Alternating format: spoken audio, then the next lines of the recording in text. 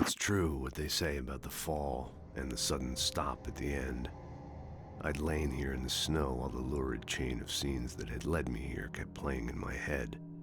A rerun of my own private snuff movie, a memory of my corpse, alone at my own wake, thinking in metaphors again. The femme fatale was gone. Only a sour taste remained of the kiss that killed me. This was a late goodbye. 13 years after I'd gotten my revenge, it had finally caught up with me. It had been a long time to bear the pain. My blood painted the snow red. A gruesome slushy dissolved all the scattered painkillers and leisurely dripped down to the sewer, mingling with the bile of the city, becoming one with it. I can see them now, my wife and my baby. Honey, I'm home. In spite of its human mask, to describe the dark presence as intelligent would have implied human qualities on something decidedly inhuman. Nonetheless, it found the one spot in the diner that was dark enough. Some light spilled into the corridor, ravaging it. But it took the pain. Horrible as it was, the writer would soon fix that. He would be coming to the one place where it still had power. The kidnapper fired his gun one last time, and the shadow vanished into the darkness it had come from. See? Nothing to it, Wake. The thought of Alice in his hands was revolting. We stood on the wooden platform of Lover's Peak, the waterfall on the mountain behind us, the lights of the radio mast blinking red in the heights above. I fought with the urge to take a swing, force myself to speak. Let's cut the act now. Where's my wife? Alice looked through the viewfinder, lining up the shot. Cauldron Lake was breathtaking. Something caught her eye, a figure standing in the shadows behind the cabin, like a thin woman in a black dress. She lowered the camera and looked again. No one there, just a collection of bushes that looked vaguely human-shaped. She shook her head and laughed. Barry had never gotten along with Alice, but he knew Alan loved her with an almost frightening intensity. And now something had happened to Alice. And here was Al armed with a gun and saying things people got put in padded cells for. It was as if his friend had experienced a massive psychotic episode and was now totally disconnected from reality. It scared the shit out of Barry. The air in the visitor center was heavy with an awful smell, as if some rotten drowned thing had crawled up from its grave. Rusty kept coughing blood. My eyes were drawn to the twisted shape of his broken leg. The attack had been vicious. Max whined in his cage. Rusty's eyes were wild with fear and terror. He gasped. "Mr. Wake, it happened just the way it was on that page." The visitor center was sturdy, but the impact turned the front of the building into splinters. Rusty was thrown across the lobby like a rag doll and hit the far wall hard. It didn't hurt until he tried to move and saw his leg bend the wrong way, felt the broken ribs stabbing him on the inside. Rusty howled in pain and fear, suddenly afraid to die alone. At the last instant, I changed direction and threw myself down. The axe splintered the trunk of a tree. I stumbled into the pool of bright light. My lungs burned. I was too exhausted to move. I tensed as I waited for the killing blow, but it never came.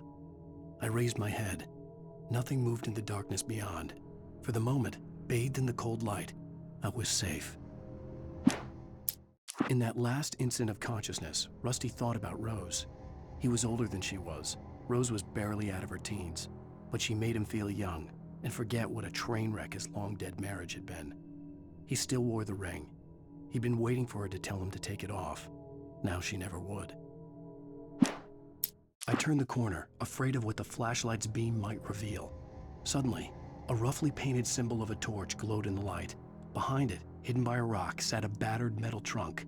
It was here for a reason, packed with supplies, batteries, flares, ammo, things you need to make it through the darkness of the night. Something left behind by someone who knew what I knew, and more. Agent Nightingale didn't want to be in Bright Falls. These little communities revolted him, and he didn't like the trees or the coffee. He now knew that impossible horrors lurked behind the storefronts and smiles. He desperately wanted to turn the car around and just drive until he passed out or ran out of road and booze.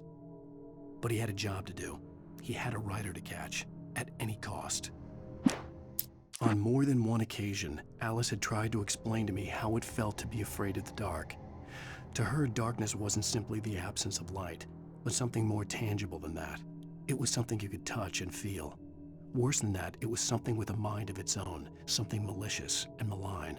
For her, things changed when they were wrapped in darkness. They turned into something else, something foreign, and nothing was safe or innocent anymore.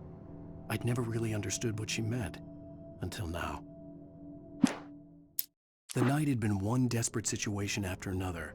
I was exhausted, and my body felt as though it had been chewed up and spat out. The flashlight was heavy in my hand, and each pull of the trigger sent a painful shock up my arm. But I was finally out of the woods, and things were looking up. That's when I heard the chainsaw.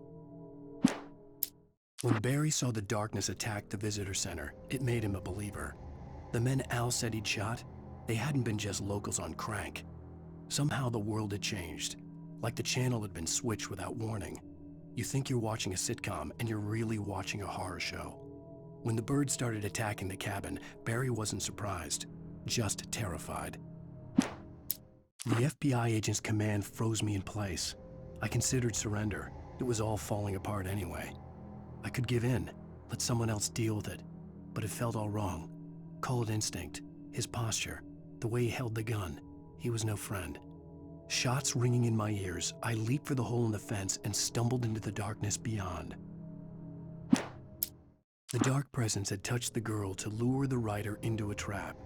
Now it was night, and he lay helpless, drugged, lit only by the flickering of the TV screen filled with static. Shadows coalesced in the room as the dark presence leaned close to the rider, ready to touch him again. Back to work, boy. Rose knew that Rusty was in love with her, and she liked him too. She liked him a lot. He taught her to dance, and life had certainly taught her the value of a man who was gentle. He treated her well, made her smile, made her feel good. But Rusty wasn't the prince of her dreams, and that tended to underline the unbearable truth. She was no closer to that Hollywood magic than he was. Nobody in Bright Falls seemed to know where Al was, but Rose, the waitress at the diner, had seen him. From what Barry could tell, Al pretty much fell off the face of the earth when he left the diner. Rose was just the kind of fan that Al hated, but she really tried to help. She was smart too, knew a lot about what was going on in the town, knew a lot about Al, even knew who Barry was. Barry liked her. That was no big surprise. When it came to women, Barry and Al rarely saw eye to eye. Sarah didn't care about the legal threats Wake's agent had made. She let Wake go without argument, because there was something about him she couldn't quite put her finger on, something that reminded her of her father. She didn't think Wake would hurt his wife. Then she thought about the way he waded into Hartman, that hair-trigger rage flaring up without warning. The logging site was a mess. The modular office had been pushed off the cliff. Deputy Thornton climbed up from the wreckage excited, breathing hard from the exertion. Nobody there. It's weird. Don't you think that's weird? Bored, Mulligan let out a mighty snort. Hell, it's always weird, Thornton. Just a question of sorting out what kind of weird it is this time around. Shadows stirred and the wind picked up as I ran through the forest. I felt the dark presence turning its gaze toward me. Then the moonlight was blotted out by dark shadows that raced violently across the ground, moving too swiftly to be natural. Darkness gathered between the trees and melted again to reveal the Taken. No natural path had brought them here. There was no misunderstanding. Cauldron Lake was where Alice and I had stayed, but there was no cabin and no island. I was missing a week. What had happened to me? What had happened to Alice? I had to get her back. I couldn't face life without her.